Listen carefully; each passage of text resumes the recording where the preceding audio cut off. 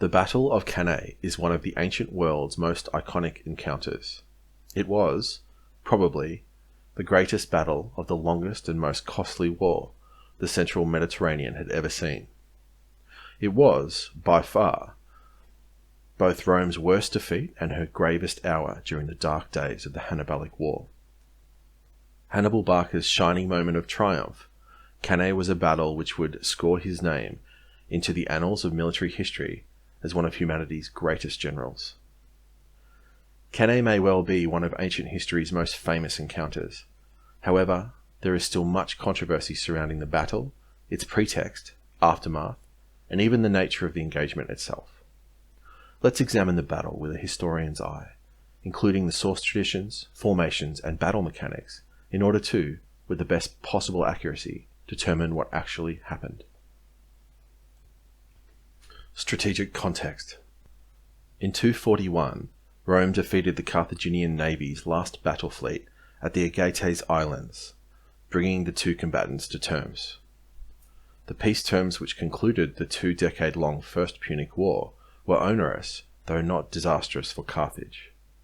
Much like the Treaty of Versailles in 1919, the Treaty of Lutatius left the underlying geopolitical tensions which drove the First Punic War unresolved, and generated nothing more than a 20-year ceasefire. Carthage agreed to pay over 3,000 talents of silver, about 90 tons, and evacuate Sicily. Carthage had had a continuous presence on the island, centered on the city of Lilybaeum, from around 600 BCE. The war had left Rome, traditionally a land power, master of the western Mediterranean sea lanes. Carthage, who had been the dominant western naval power for 3 centuries, was left both financially crippled and without a fleet. Relations between the two empires were reasonably stable in the immediate interbellum, with both militarily exhausted powers meeting their treaty commitments. However, relations substantially deteriorated when the Roman Senate, perhaps cynically, exploited a period of substantial Punic weakness to annex the islands of Corsica and Sardinia. Straining under the financial burden of the war and Roman indemnity payments, the Carthaginian administration was unable to pay its mercenary units, many of which made up the bulk of the Carthaginian army. In a desperate conflict, called the Truceless War by Polybius, these mercenary forces revolted, posing an existential threat to the city and empire. The exploitation of this desperate situation by Rome would only further deepen the resentment of the Punic nobility. With Carthaginian power permanently ejected from Sicily, and the lucrative provinces of Corsica and Sardinia lost, Carthage looked to Spain. The Iberian Peninsula was the El Dorado of the ancient world.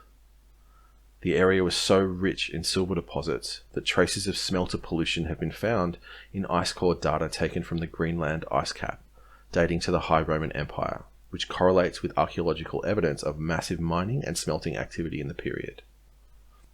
Iberia was a country which was inhabited by fearsome tribal groups. The Iberian tribesmen of the Turduli, Bastitani, and Editani resided in the coastal areas.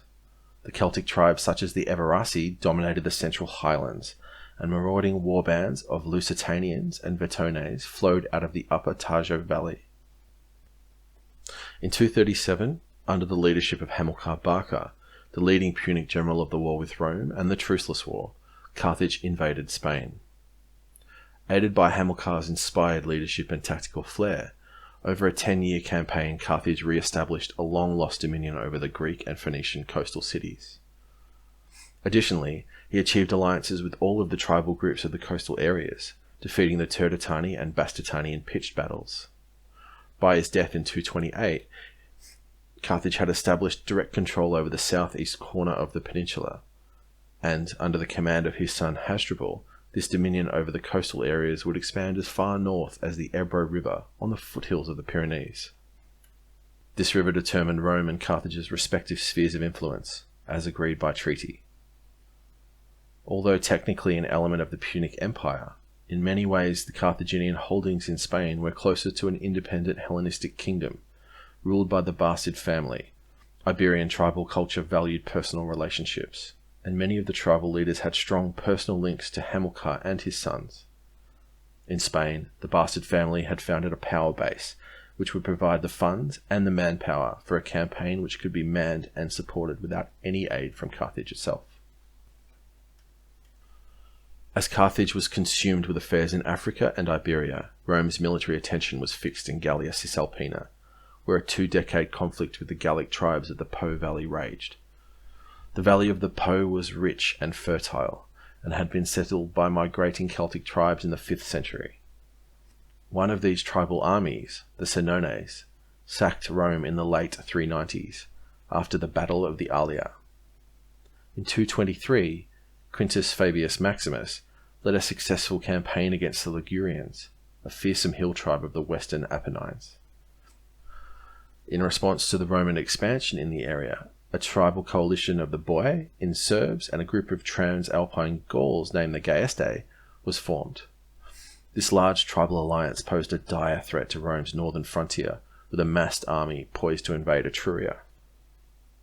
In 225, the Gallic alliance invaded Italy, and a Roman Etruscan army was badly defeated at Arretium, just 3 days' march from Rome. Days later, the Gallic army was pinned between the 2 Roman consuls, Lucius Aemilius Papus and Caius Atilius Rufus, at Telamon. The Romans destroyed the Gallic host in a massive and bloody battle in southern Etruria, where the Roman consul, Rufus, fell leading the assault. Over the next 3 years, successive Roman armies campaigned in the Po, fighting numerous engagements with the Boii and in Serbs, including the Battle of Clastidium, where the famous Roman consul, Marcellus, killed the Gallic chieftain Viridomarus in single combat. In 222, the Gauls capitulated, and several Latin colonies, fortified towns, were built in the region to enforce the uneasy peace. Events were moving quickly. In 221, the commander of the Punic Empire in Spain and Hamilcar's oldest son, Hasdrubal, was assassinated by a Celt, apparently the result of a personal insult. Command of the Punic army now fell to Hasdrubal's younger brother, Hannibal. The 26-year-old Hannibal had spent the last decade on campaign with his father and brother, and was already a seasoned officer and soldier. The army he inherited had been campaigning for over 10 years, and was thus battle-hardened and experienced, comprised of near-professional soldiers and officers. Spurred by persistent Roman bellicosity and aggressive diplomacy, the young Hannibal decided that Carthage was now strong enough to renew the war with Rome, a conflict that must have seemed inevitable given the attitude of the Romans generally. In 219, he intervened on behalf of one of his Iberian allies in a dispute with the coastal city of Saguntum.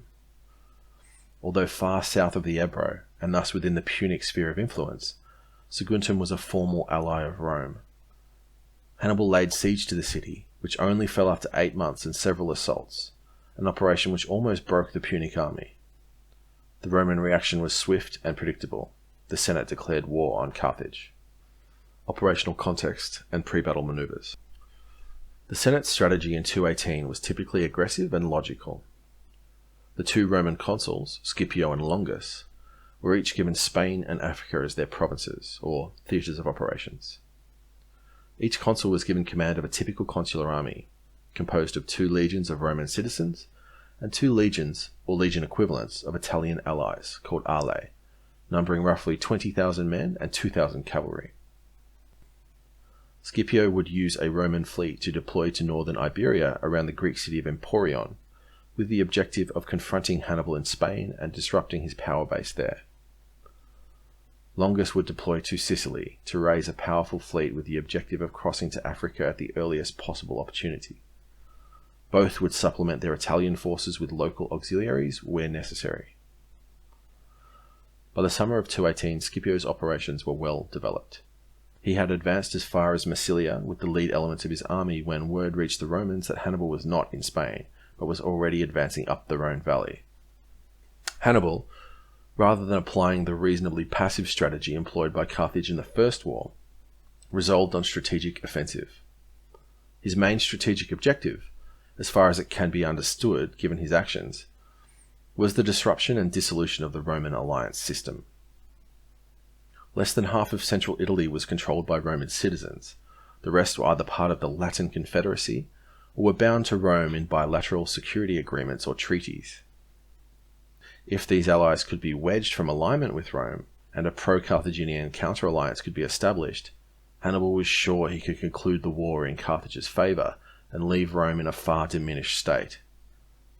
To meet this strategic objective, Hannibal decided on an extremely aggressive and audacious operational plan. He would advance overland to Italy, through the fierce Celtic tribes of southern Gaul, across the Alps, and enter the Po Valley, where he could be sure of the aid of the Insurbs and Boii. If he could inflict severe battlefield defeats on the Romans and devastate much of central and southern Italy, then there was a good possibility he could fracture the Italian Confederacy. In April or May 218, Hannibal advanced from Carthago Nova, the Punic capital in Hispania, along the coastal road towards southern Gaul. Leaving an army of 40,000 in the province, his expeditionary force numbered some 50,000 infantry and 9,000 cavalry, in addition to 37 elephants. This army was constituted by his battle-hardened veteran formations. His advance along the coast towards the Rhone was rapid, though not uncontested, and a number of minor battles were fought with Celtic tribal armies. As Hannibal approached the Rhone, one of the major geographical obstacles which had to be overcome to gain access to Italy, word arrived of the presence of the Roman consul, Scipio, in the area. Rather than taking the direct route along the coast road through Liguria, the Punic army audaciously marched north, bypassing the Roman army and headed deep into central Gaul. After a limited attempt to give chase, Scipio decided to return to Gallia Cisalpina and confront Hannibal in the Po. After winning a battle with the Allobroges in the Upper Rhone, Hannibal advanced through, probably, the Great St. Bernard Pass towards Cisalpine Gaul. By now it was late in the year, and the pass was covered in ice and snowdrifts. Environmental casualties were heavy, including all but one of the elephants, and the advance was ambushed on several occasions by native mountain tribes. The 6-month advance had imposed heavy attrition on Hannibal's forces. He reached the Po Valley with just 12,000 African infantry, 8,000 Iberian infantry, and 6,000 cavalry. However, in Gallia Cisalpina, the Carthaginian found vast stocks of high-quality manpower in the warriors of the Boii and Insurbs, tribes who had been in a bloody struggle with Rome just 5 years earlier. The fearsome Celtic infantry flocked to Hannibal's banner, doubling his strength in days. The Celts were physically imposing, brave, and tolerant of the cold.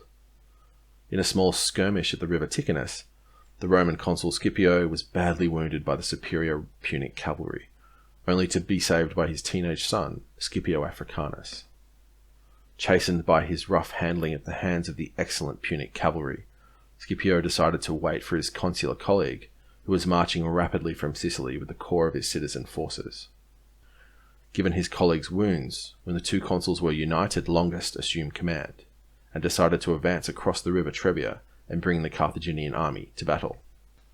In a hard-fought encounter, the Roman army assaulted Hannibal's forces, which were deployed on good defensive ground on the far bank of the, now ice-cold, river Trebia. The Roman heavy infantry fought well in the centre, routing Celtic units to their front, but the Roman wings were enveloped and crushed by Punic light infantry and cavalry.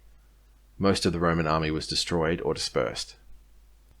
After the defeat of the Roman consuls, all of Celtic Cisalpine Gaul entered the war on Hannibal's side, and the Roman forces retreated south of the Apennines as both armies went into winter quarters.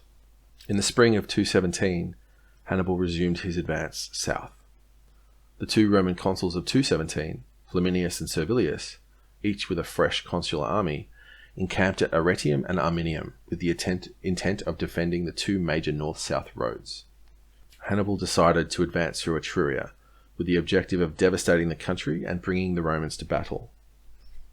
Flaminius is treated negatively by the sources, and Polybius describes him as a demagogue with no military experience, though this is doubtful given the cursus honorum. After being reinforced by his consular colleagues' cavalry, Flaminius shadowed the Punic army on its advance south. As it passed by a narrow defile along Lake Trasimene, the Roman army was ambushed and pinned against the lake. In a bloody, day-long episode of mass slaughter, the 20,000-strong consular army was dismembered and destroyed. With the twin defeats of the Trebia and Lake Trasimene, the Senate was cowed. Clearly, neither Roman command nor its fighting men were a match for the brilliant Punic commander and his battle-hardened veterans. Roman legionaries of the mid-Republic were citizen soldiers, generally middle-class farmers who were mobilized for specific campaigns. Though many would have served in the army before, at mobilization these units were likely to be of inferior quality to professional Punic mercenary forces.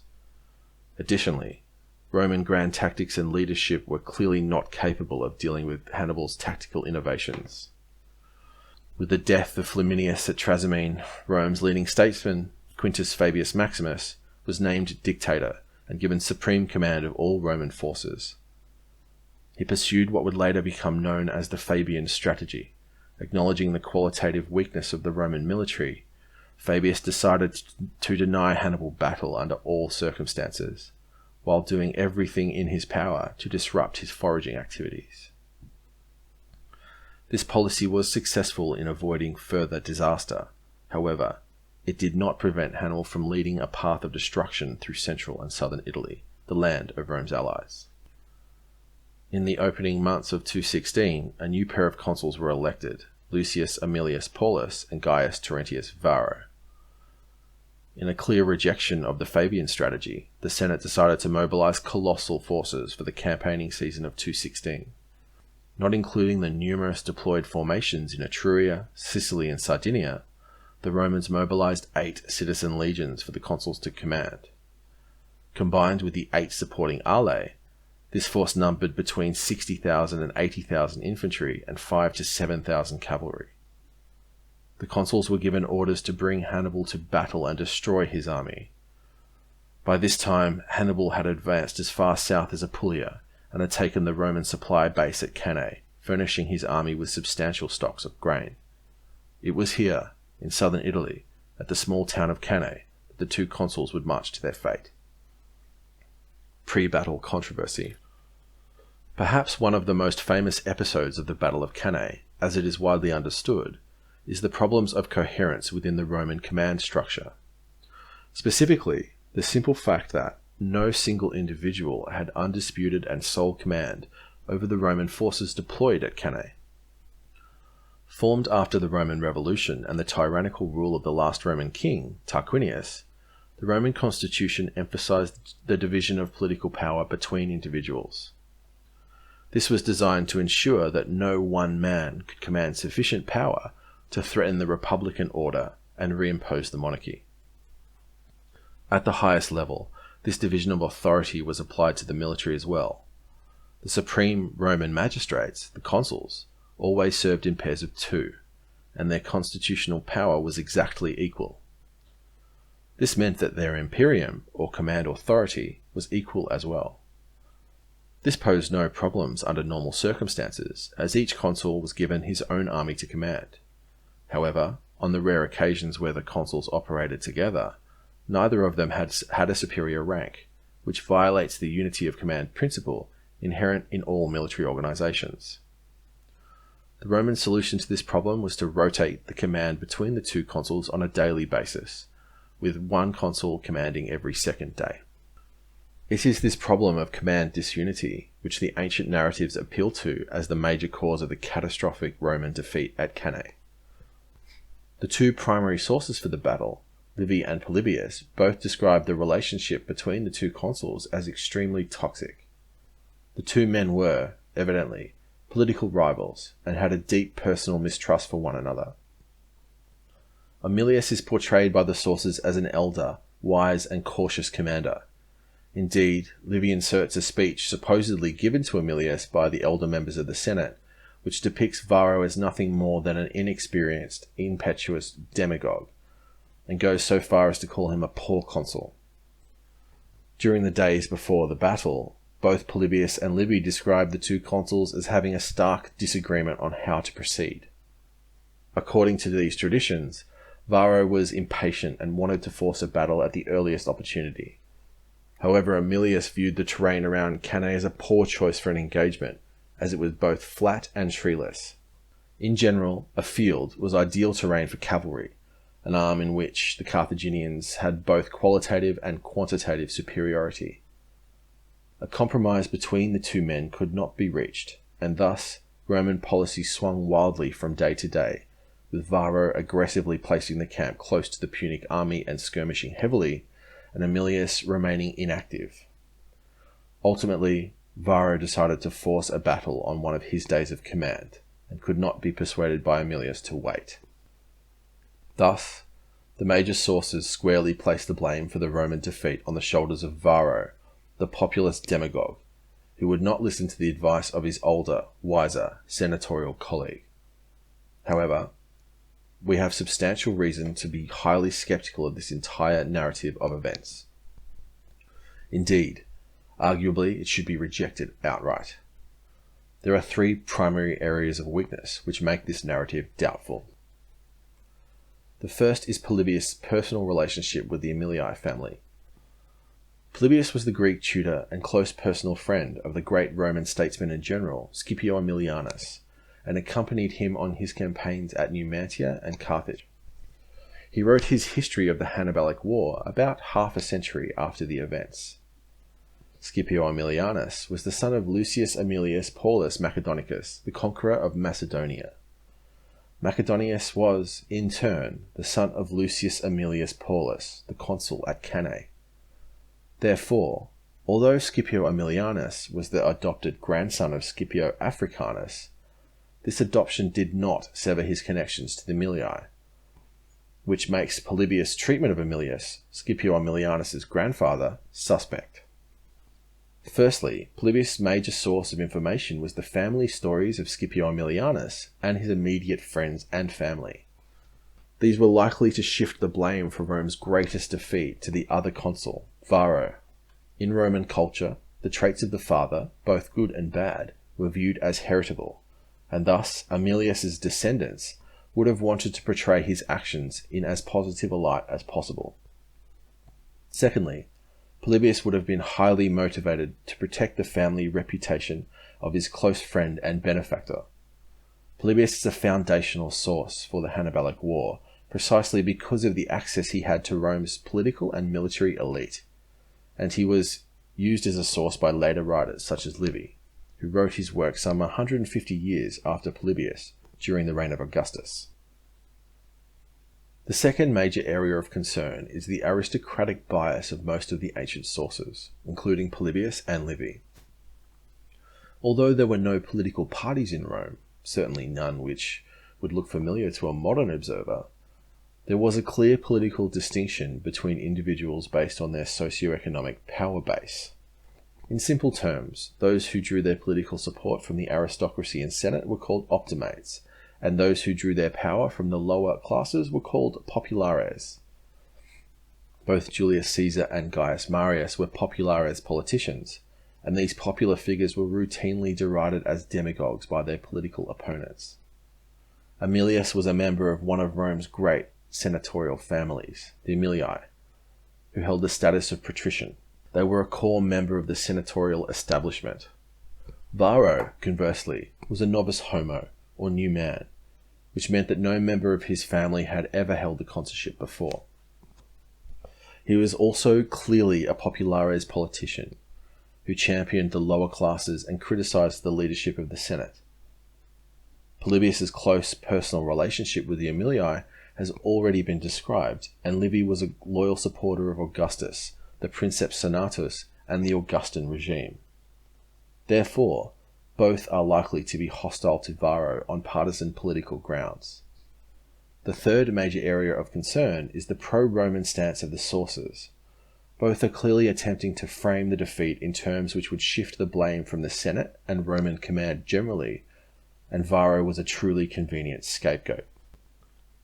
In addition to these three sources of bias within the ancient narratives, the justification they advance for placing the blame for the defeat on Varro is also weak. The major charge laid by Polybius and Livy is that Cannae was a bad position for a battle because it was fought on flat, open ground. Thus, they imply that, had Varro heeded the counsel of Aemilius, the catastrophic outcome could have been avoided. However, in actual fact, The battlefield at Cannae provided the Romans with several key advantages. The first is how constrained it is. Much like the battlefield at Agincourt, both flanks of the field were anchored on impassable terrain features. To the north flows the river Orfitus, modern Ofanto, and to the south there is a row of steep hills upon which the township of Cannae sits. The battlefield itself runs along a northeast to southwest line, and the space between the Orfitus and the ridge is roughly 2 kilometres, or 1.5 miles, wide. By selecting a field which was so firmly anchored on both flanks, Varro substantially constrained the Punic cavalry and light infantry, virtually eliminating the possibility of wide, enveloping manoeuvres, as employed at the Trebia. Additionally, the flat ground would aid in the deployment of the massive and unwieldy Roman army. But, perhaps more fundamentally, there is no reason to believe that Hannibal would have allowed the battle to be fought on rough terrain. In the ancient world, with both armies employing a marching camp, it was, in fact, quite difficult to force an enemy to commit to battle against their wishes. This is why Fabius was able to be successful in avoiding defeat whilst harassing Hannibal. After capturing the vast grain stocks at Cannae, which was a Roman logistics base, the Punic army was very well supplied. The Carthaginian was on Italian soil, and every day he remained there, the burden grew upon Rome's allies. There was, therefore, much more pressure on the Roman commanders to change the situation, and thus Hannibal had more opportunity to decline battle. Therefore, it is probably safe to conclude that the disagreement between the consuls was substantially overstated in the narratives. What we can be sure of, however, is that this did not have an appreciable impact on the outcome of the battle. A small anecdote may shed some light in this instance.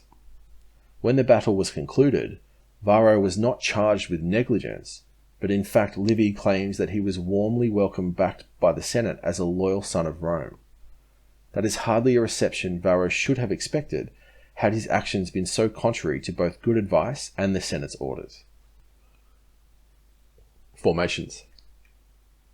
If one takes a balanced and impartial view of the Roman dispositions, rather than seeming to be impetuous and incautious, Varro's plan for the battle appears both rational and completely in accordance with the direction he had been given by the Senate. The Roman army had a substantial advantage in heavy infantry, as high as 2 to 1, and at the Trebia, the Roman legions were able to break the Punic centre. Thus, a rational plan of action would aim to limit Punic opportunities for envelopment on the flanks and maximize the Roman advantage in heavy infantry by allowing for concentration in the centre. Geographically, Cannae is actually a position which achieves both aims. In Varro's choice of the field, the formation he employed and the actions he took during the battle, his intentions can clearly be seen: to fight defensively in the geographically constrained flanks and smash the Punic centre with a massive heavy infantry assault. This is a plan which both minimized the Punic advantage in mobility, specifically cavalry and light infantry, and maximized the Roman advantage in heavy infantry. To achieve this plan on the small field of Cannae, the Romans had to substantially alter their large unit formation. Typically, a consular army would deploy with its 2 citizen legions in the centre, supported by the left and right ala on either side. The Roman small unit during this period was the maniple, a company-sized formation comprised of 120 men. It was typical for a legion to deploy a 10-maniple front with a depth of 3 maniples, organised in the 3 lines. This heavy infantry formation would be supported by the cavalry on the flanks and light infantry usually deployed in a loose skirmish order to the army's front. The typical frontage of a consular army was, roughly, 2 kilometres. Thus, to both physically fit an army 4 times the size and to maximise the impact of the heavy infantry assault in the centre, Varro deployed his legions in far greater depth than was usual, alternating the legion and ala. This formation presented 16 attack columns, each of only 2 or 3 maniples wide.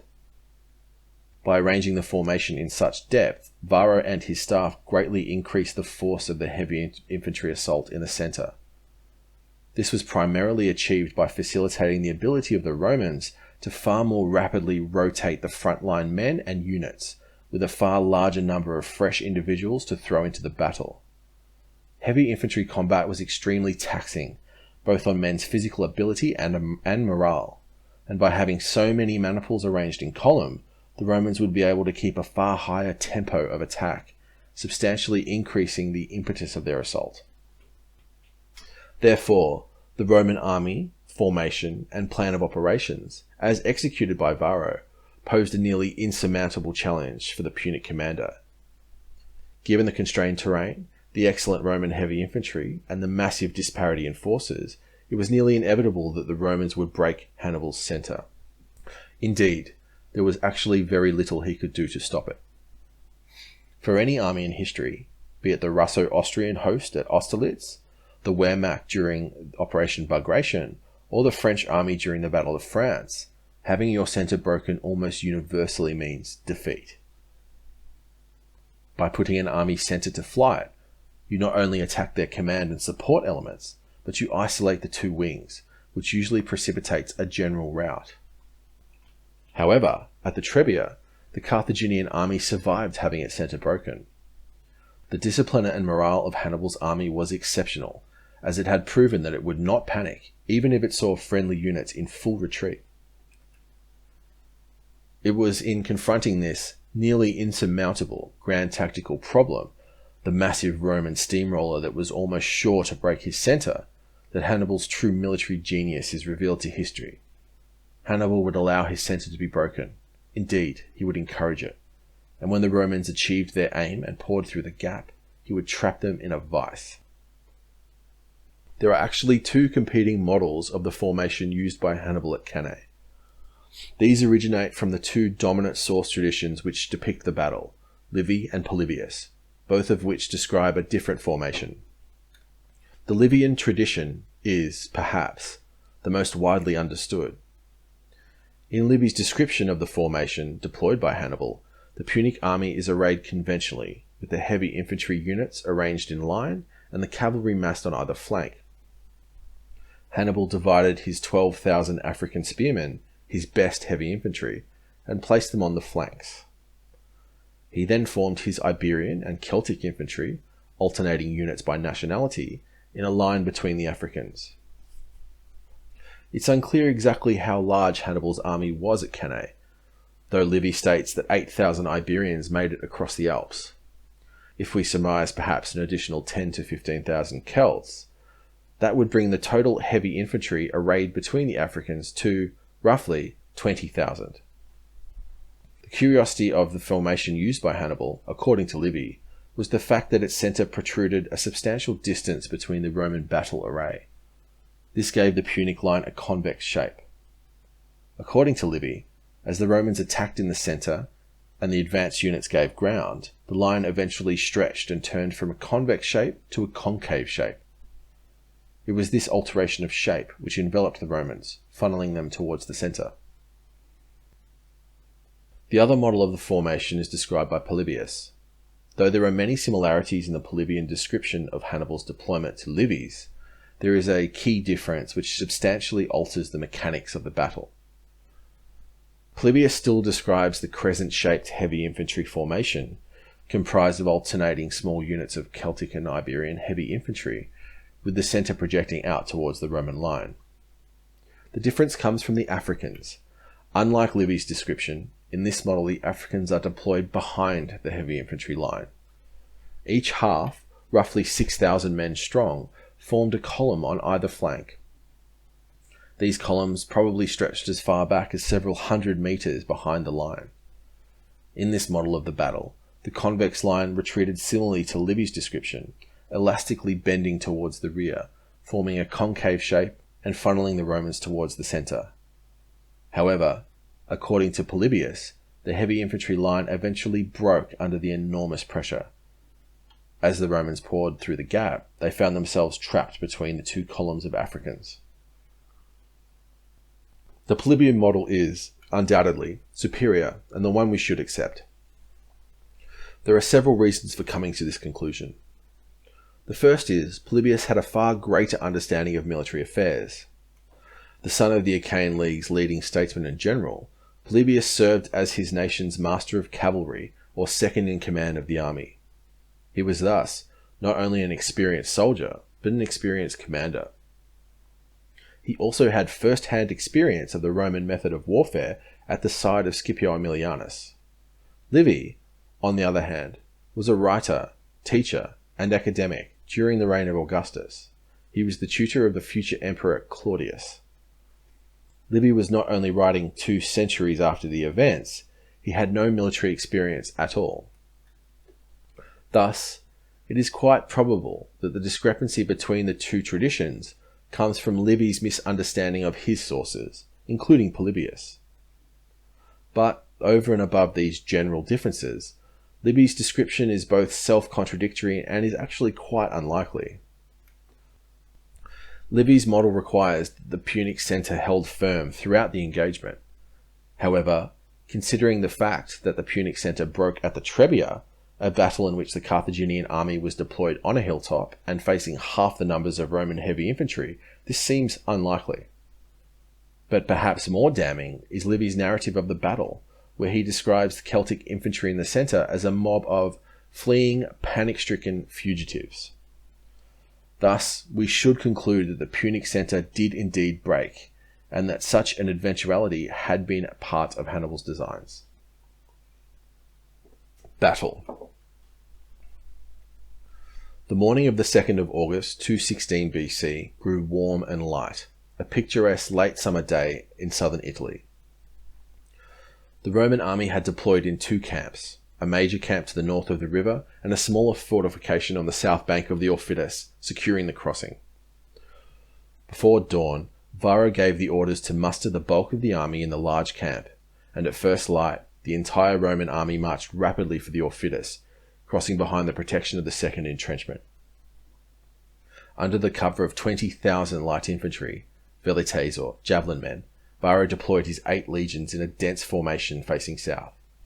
These were placed under the command of the consuls of 217, Marcus Attilius and Gnaeus Servilius. On the right wing, he massed the Roman cavalry under the command of Aemilius, which was squeezed between the heavy infantry line and the river. On the left wing, under the command of Varro himself, were the more numerous Latin and allied cavalry, which had a little more room to manoeuvre along the hills. In front of this massive formation, the entire army's light infantry was deployed in a loose, deep skirmish order. Upon seeing Varro's aggressive manoeuvre, Hannibal sprang to action. Finally, the opportunity for the decisive encounter had arrived, an opportunity denied to him so successfully by Fabius Maximus. The Romans were ready to fight, and fight them he would. Under the cover of his Balearic slingers and Numidian cavalry, the Punic army advanced from their camp on the north bank of the Aufidus, crossing the river in 2 places. First, Hannibal deployed the army in a traditional formation, with half the Africans on either flank of the heavy infantry line, and the Spaniards and Celts intermixed in the centre. Then, again, under the cover of his light infantry screen, he advanced to the centre of his heavy infantry line towards the Romans, giving the formation a crescent shape. Simultaneously, he elongated the formation of the Africans on either flank, deploying them into column. The Africans were now armed and armoured in captured Roman equipment, taken from the bodies of dead legionaries on the fields of Trasimene and the Trebia. Roman chainmail armour and shields were excellent, and this greatly increased the combat effectiveness of the already formidable elite Africans. On the left flank, between the heavy infantry and the river, he deployed the Celtic and Iberian horse under Hasdrubal, probably numbering around 6,000. On the right, facing Varro and the Latin cavalry, he placed the legendary Numidian horse, numbering 4,000, under Maharbal. The heavy infantry line was commanded by Hannibal himself and his brother Margo. Unlike other encounters such as Ilipa, there was no extended pause between the deployment and engagement. As both armies deployed, the light infantry skirmished heavily between the heavy infantry formations, with slinger and javelin men hurling missiles in a vast morass of fluid combat. Flavius describes this skirmishing as inconclusive, with both sides giving a good account of themselves. However, the real battle was only about to begin. As the Roman heavy infantry steamroller slowly advanced like the incoming tide, the Punic horse exploded into action. On the Punic left along the river, the massed Celtic and Spanish cavalry smashed into the Roman horse under Aemilius. The combat here was savage, as the extremely contained terrain prevented the typical give and take of cavalry combat, as the Romans could not retreat to regroup and re-engage as they normally would. Thus, the Romans stood their ground and fought a determined, stationary and protracted fight. Cavalry was not an arm in which the Romans had a great reputation, and had historically been a relative weakness in comparison to their heavy infantry. In contrast, Gallic heavy cavalry was highly regarded, and even was utilised with great success by Julius Caesar. Thus, in any encounter, one would expect an uneven contest, but on this occasion, the Romans were outnumbered as well. Considering these impediments, the Romans here fought valiantly, but eventually, and probably inevitably, they broke and fled the field, crossing the river where they could. Many of the Equites met their fate in the Aufidus, as thousands were cut down by the Celts. On the opposite flank, Varro, with the Latin and allied horse, faced a very different challenge. Here it seemed as though the rival formations were roughly equal in strength, and on this wing the Romans deployed their best cavalry. Thus, Varro probably had much higher hopes for success than on the Roman right. However, the Numidians did not fight like traditional cavalry. Master horsemen who rode bareback, the Numidians were lightly armoured and relied heavily on missiles. They were capable of extraordinary dexterity and rapid manoeuvre. As soon as they approached the Latin cavalry, they would discharge their javelins and explode in full retreat. Varro could simply not engage them, and was rendered impotent, though his losses were light. However, after destroying the Roman horse, Hasdrubal rode around the rear of the Roman line and fell upon Varro, who was grappling with the Numidians. Now charged by the Celtic heavy cavalry and outnumbered more than 2-1, Varro's Latin horse broke and fled the field, retreating to the town of Venusia. With the Roman cavalry now entirely absent from the field, the battle was decided by the clash of heavy infantry. The first contact occurred in the centre, when the leading Roman heavy infantry maniples smashed into the Celtic and Iberian heavy infantry which was deployed forward. The Roman military specialised in massed heavy infantry combat, and its formation, panoply and armour were optimised around this kind of engagement. It is important to picture this type of fighting as discontinuous. Sword-to-shield combat would occur in short bursts as maniple advanced to make contact with enemy small units, with one side retreating a small distance under the pressure, only to re-engage a few moments later. This could make heavy infantry combat very protracted, sometimes lasting for hours. In the centre, the Gauls and Spaniards faced a nearly insurmountable challenge. With such depth, the Romans could rapidly rotate their front-line maniples, quickly exhausting the Punic units to their front and forcing them to retreat. Suffering from attrition and exhaustion, the Celts rapidly began to be driven back in the centre, ultimately retreating as far as the Africans. Eventually, after a valiant stand against the Roman tsunami, the Punic centre broke ranks and fled towards the rear. As the combat developed in the middle of the field and the Celts and Iberians began to give way, the Roman commanders continued to funnel reserve maniples towards the centre, concentrating the Roman infantry there. Finally, with the core of the Punic line in full retreat, the Romans were sure they had achieved victory. In fact, at that moment, it had appeared as though the battle was unfolding exactly to Varro's plan. They had held the enemy cavalry for long enough to smash the Punic centre and take the field. Thousands of Roman legionaries poured through the gap as dozens of maniples charged in pursuit. This concentration in the centre and the pursuit of the fleeing Celts and Iberians rapidly disorganised the already unwieldy Roman formation, which rapidly descended into a mob as legionary order dissolved and the maniples became confused. It was in this disorder that catastrophe lurked. Just as the Romans were concentrated in the centre, they were simultaneously attacked on both flanks by the fresh, well-armed and elite African infantry. The impact on the Roman formation was instantaneous. Reeling from the surprise of the sudden flank assault, the maniples on the wings retreated instinctively, withdrawing towards the centre of the formation. Even after the centurions and tribunes were able to react and form an organised defence on the flanks, the ferocity of the Africans' assault forced the wings to retreat further. This prevented many of the reserve maniples from pursuing the Punic centre, which rallied upon the sight of the Africans' charge. It was at this juncture in the battle that one of ancient warfare's most important battle mechanics appeared on the field of Cannae: compression. Ancient warfare was dominated by formation, and it was in the breakdown of formation during flight and the loss of the mutual support and protection it provided that most men were killed. Compressing a formation was an extremely dangerous situation for any ancient army. Each man required a minimum amount of space to use his weapons effectively, usually about 1 to 2 meters in width. As the formation became more and more compressed, men began to impede each other. But more critically, as the compression increased, individuals began to panic. The greatest cause of casualties in this kind of highly compressed formation was almost certainly crush-induced injuries, most often compressive asphyxia. In the modern world, we see this phenomenon in places like soccer riots or protests. We call them crowded deaths. The Roman steamroller was stopped in its tracks by the flank attack of the Africans, with its already dense formation badly compressed by the surprise envelopment. The exhausted Celts and Iberians rapidly regained their courage as the impetus of the assault in the centre immediately dropped. In the Roman rear, the now uncontested Punic cavalry slaughtered any disordered individual who attempted to flee, forcing these units to seek the safety of their own infantry, compressing the formation further. The battle was decided, but the slaughter had only begun.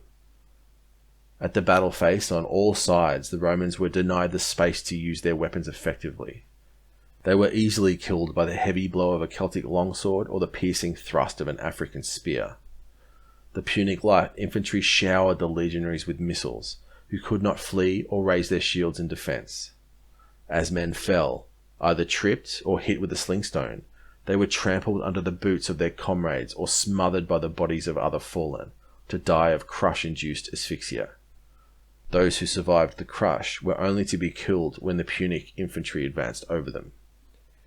It took all day for the Roman pocket to be crushed and slaughtered, and at sunset the blood of some 60,000 Italian men drenched the fertile field of Cannae. Aftermath. Hannibal had achieved his decisive victory. By an ingenious and novel use of formation, Hannibal had enveloped an army twice his size and annihilated it. More impressively, he had ambushed the Romans on a wide open field in plain sight of their commanders. After his great achievement, Hannibal rested his exhausted army. Maharbal, according to Livy, implored Hannibal to march on Rome, exclaiming that they would dine in the capital in 5 days. When Hannibal refused, Livy gives Maharbal one of history's great quotes: "You know how to win a victory, Hannibal, but you do not know how to use it." We will never know whether Maharbal was correct, although a balanced analysis should lead us to conclude that a march on Rome would have been unproductive. In the following days, as news of the battle reverberated around Italy like an earthquake, the Roman alliance began to fracture. Tarentum, one of the largest Greek cities in southern Italy, and only a recent ally of Rome, defected to Hannibal. Along with it went the entire coast of Magna Graecia, including the major cities of Croton and Locri. Further inland, most of Rome's past enemies, the Samnites, defected, as did the Alani, the Calatini, the Hirpini, a section of the Apulians, all the Brutii and Lucanians. But worst of all, Italy's second city and Rome's closest ally outside of the Latin League, Capua, abrogated its nearly 2-century alliance with the Romans and opened its gates to Hannibal. Capua was a grave, heartbreaking betrayal, as Rome had initiated the Samnite Wars, a 50-year conflict, in Capua's defence. Hannibal had achieved his strategic aims. He was now in possession of a pro-Carthaginian counter-alliance, which encompassed practically all of southern Italy beyond Capua. However, and critically, the true heart of Roman power, the Latin Confederacy in central Italy, remained rock solid. The Etruscans, after the deployment of a legion to Etruria, reaffirmed their loyalty, and the Umbrians, Sabines, Vestini, and the rest of the central Italian hill tribes never wavered. The Senate still commanded vast reserves of manpower, and now the outnumbered Hannibal was forced to defend all of southern Italy. Thus, the character of the war shifted irrevocably after Cannae, as Hannibal was forced onto the defensive, with the constant harassment and assault of his new allies by numerous Roman armies. But the ultimate destroyer of Carthaginian power arose from the field of Cannae like a phoenix. As the Roman survivors of the battle, somewhere between 5,000 and 10,000 men, trickled into the town of Canusium, they were led by the 19-year-old son of the consul of 218, Scipio Africanus. The tribune of the 2nd Legion had somehow survived the battle with just 3 other senior officers. This 19-year-old boy would rise to single-handedly destroy the Punic Empire in Spain and would become a Roman Hannibal. Destiny, it would seem, conspired to bring Scipio and Hannibal to another battlefield over a decade later, this time in Africa, at Zama, an encounter which would decide the century-long Romano-Carthaginian contest once and for all.